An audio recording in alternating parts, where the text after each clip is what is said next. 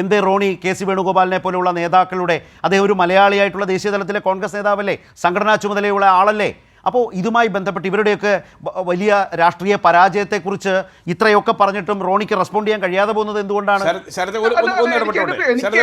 കൃത്യമായ ഉത്തരവുണ്ട്. കാരണം കെ.സി. വേണുഗോപാലിന്റെ ഉത്തരവാദിത്വം അദ്ദേഹത്തെ ഇതിലേക്ക് വലിച്ചിരിക്കേണ്ടതില്ല. അദ്ദേഹം വലിച്ചിഴക്കാണോ? അദ്ദേഹത്തിന്റെ രാഹുൽ ഗാന്ധി കഴിഞ്ഞ അടുത്ത ചുമതലക്കാരനല്ലേ? കൊടുക്കേണ്ടത് ബാക്കിൽ നിന്നുകൊണ്ട് അതിന് പിന്നിൽ നിന്നുകൊണ്ട് സംഘടനയെ ചലിപ്പിക്കുന്ന സംഘടനാ ജനറൽ സെക്രട്ടറിയാണ് കെ.സി. വേണുഗോപാൽ. അല്ലാതെ അവിടെ പ്രചരണം നടത്തുവാനായിട്ട് ഇവിടെ പ്രദേശ് കോൺഗ്രസ് കമ്മിറ്റിയുടെ ക്യാമ്പയിൻ കമ്മിറ്റി ഉണ്ട്. രാഹുൽ ഗാന്ധിയെ പോലെ പ്രിയങ്ക ഗാന്ധി സ്ഥാനാർത്ഥി നിർണയം നടത്തുന്ന അവരൊന്നും അല്ലല്ലോ.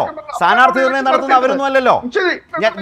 കെ.സി. വേണുഗോപാൽ രാഹുൽ ഗാന്ധിയെ കുറിച്ച് പറയുമ്പോൾ തന്നെ കെ.സി. വേണുഗോപാൽ അടക്കമുള്ള നേതാക്കൾ ഇപ്പോൾ ഞാൻ ഓർക്കുന്നത് ശശി തരൂരിന്റെ ആ ലേഖനമാണ്. ആ ശശി തരൂരിന്റെ ലേഖനത്തിൽ അദ്ദേഹം പറഞ്ഞത് ഈ കുടുംബവാഴ്ചയുടെ ഒരു വലിയ പ്രശ്നം എന്താണെന്ന് വെച്ചാൽ കുടുംബവാഴ്ചയുടെ നോമിനികളായി വരുന്ന ആളുകൾക്ക്, നേതൃത്വത്തിൽ ഇരിക്കുന്നവർക്ക് അതുകൊണ്ട് തന്നെ വലിയ പരാജയങ്ങൾ, തുടർ പരാജയങ്ങൾ ഉണ്ടായാൽ പോലും അതിൻ്റെ ഒരു ഉത്തരവാദിത്വം ഏറ്റെടുക്കേണ്ടി വരാത്ത സൗകര്യപൂർവ്വമുള്ള ഒരു പരിസരം രൂപപ്പെടുത്തുന്നു പാർട്ടികൾക്കുള്ളിൽ.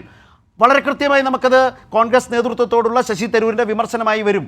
ഒപ്പം നിൽക്കുന്നവർ അതിനുള്ളൊരു വലിയ സൗകര്യവും പശ്ചാത്തലവും ഒരുക്കുന്നു എന്ന പ്രധാന വിമർശനം കോൺഗ്രസിൻ്റെ തന്നെ ഒരു പ്രവർത്തക സമിതി അംഗം ഉന്നയിച്ച പശ്ചാത്തലത്തിലാണ് ഞാൻ മുമ്പ് ഒരു ഫേസ്ബുക്ക് പോസ്റ്റിൽ ഉല്ലേഖ എഴുതിയതുപോലെ കെ.സി. വേണുഗോപാലിനെ പോലെ സംഘടനാ ചുമതലയുള്ള ജനറൽ സെക്രട്ടറിയായി ഈ കാര്യങ്ങളിൽ സ്ഥാനാർത്ഥി നിർണയത്തിൽ വളരെ നിർണായകമായി ഇടപെടൽ ശേഷിയുള്ള ഒരു നേതാവിൻ്റെ പേരെടുത്തടക്കം ആ നേതൃത്വത്തിൻ്റെ ടോപ്പ് ലീഡർഷിപ്പിനെ കുറിച്ച് ഗുരുതരമായ വിമർശനം വരുന്നത് അത്ര നിസ്സാരമായ കാര്യമാണോ? കോൺഗ്രസിന് നേരത്തെ പറഞ്ഞ പോലെ വലിച്ചിഴക്കലാണോ, കെ.സിയെ വലിച്ചിഴക്കലാണോ? അതേക്കുറിച്ച് കൂടി ഷാജി ജോസഫ്, ഞാൻ അത് കഴിഞ്ഞ് ശ്രീലാലിലേക്ക് വരാം. കോൺഗ്രസിൻ്റെ സംഘടനാ സെക്രട്ടറിയായി പ്രവർത്തിക്കുന്ന കെ.സി. വേണുഗോപാലിൻ്റെ രാഷ്ട്രീയ ശൈലി എന്താണെന്നും രാഷ്ട്രീയ അഭിലാഷം എന്താണെന്നും കേരളത്തിൽ നിന്നുള്ള ആളുകളിൽ നിന്ന് മറയ്ക്കപ്പെട്ടിട്ടില്ലല്ലോ.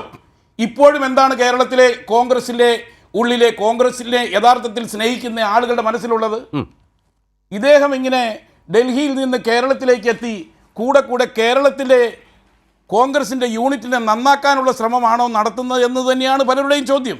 ഇത് തന്നെയാണ് നമ്മൾ പിന്നീട് 2016 കണ്ടത്. ഇത് തന്നെയാണ്. ഇപ്പോൾ അദ്ദേഹത്തിന് രാഹുൽ ഗാന്ധിയുടെ പൂർണ്ണമായ പിന്തുണയുണ്ട് എന്നൊരൊറ്റ കാരണം കൊണ്ട് കോൺഗ്രസിനെ എങ്ങനെയെങ്കിലുമൊക്കെ കോൺഗ്രസിനെ എവിടെയെല്ലാം വീഴ്ത്താമോ അതിനുള്ള പുതിയ വഴികൾ തേടുകയാണ് കെ.സി. വേണുഗോപാൽ ചെയ്യുന്നത്. ഇത് തന്നെയാണ് ബീഹാറിൽ ചെയ്തത്. ബീഹാറിൽ റിസോഴ്സ് മൊബിലൈസേഷനായി കാത്തിരിക്കുന്ന ചില നേതാക്കളെ മുൻപിൽ നിർത്തിക്കൊണ്ട് അവിടെ നടന്നത് കേന്ദ്രത്തിൻ്റെ അത് എന്ന് വെച്ചാൽ കോൺഗ്രസിൻ്റെ കേന്ദ്ര നേതൃത്വം അറിയാതെയൊന്നുമല്ല ഇത് സംഭവിക്കുന്നത്. ബീഹാറിൽ അഖിലേഷ് പ്രസാദ് സിംഗിനെ പോലുള്ള ഫോർമർ ബി.പി.സി.സി പ്രസിഡന്റായ അഖിലേഷ് പ്രസാദ് സിംഗിനെ പോലെയുള്ളയാൾ അദ്ദേഹത്തിൻ്റെ മകന് സീറ്റ് കൊടുക്കില്ല എന്ന് സ്റ്റാൻഡ് എടുത്തപ്പോൾ അദ്ദേഹം തുറന്നടിക്കുകയാണ് ചെയ്തത്. കോൺഗ്രസിന് ലഭിക്കുന്ന സീറ്റുകൾ വിൽക്കാൻ തയ്യാറായി നിൽക്കുന്ന ചില മുൻനിര നേതാക്കൾ ഈ പാർട്ടിയിലുണ്ട്. ഇവരെ സംരക്ഷിക്കുന്ന ചിലർ കേന്ദ്രത്തിൽ നിന്ന് വരുന്നു. അവരെ തിരിച്ചു വിളിക്കണമെന്നാണ് രാഹുൽ ഗാന്ധിയോട് ആവശ്യപ്പെട്ടത്. റോണി ഇതൊക്കെ മനസ്സിലാക്കണം.